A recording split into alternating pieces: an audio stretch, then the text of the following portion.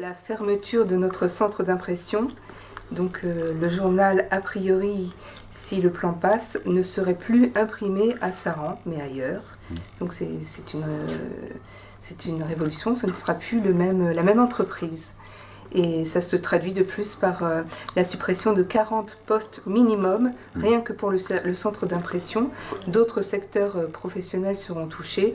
Donc c'est l'image de la République du Centre qui est touchée, et ce sont des collègues qui vont perdre leur travail. Donc par solidarité, le personnel a décidé hier soir de faire grève pour 24 heures.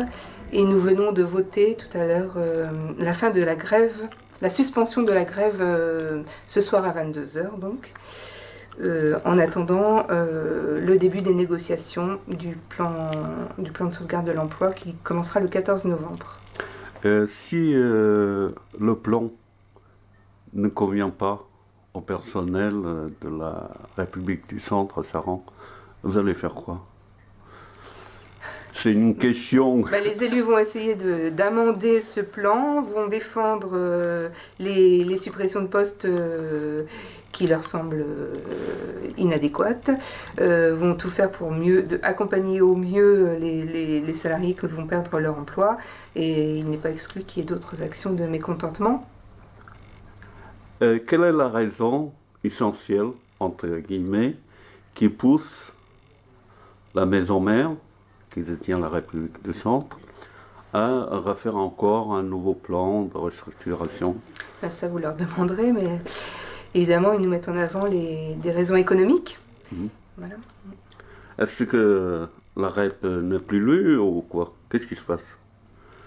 Ça, de toute façon, la presse en général subit une certaine désaffection, on ne peut que le reconnaître, mais si, la REP est toujours beaucoup lue, et bon, ce plan prévoit un virage vers le numérique, mais pas à 100%, le papier restera, enfin j'ose l'espérer, parce que les lecteurs sont très attachés à... Est-ce que le numérique, justement, n'est pas arrivé un peu trop tard à la REP? Si, je pense. Ouais. C'est la question qu'on se pose, parce que d'autres journaux ailleurs, voilà.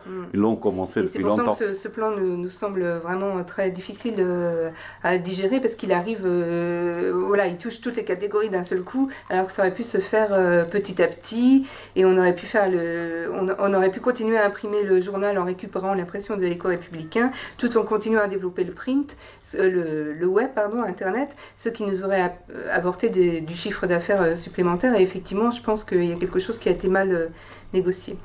Donc, il y a de l'espoir quand même.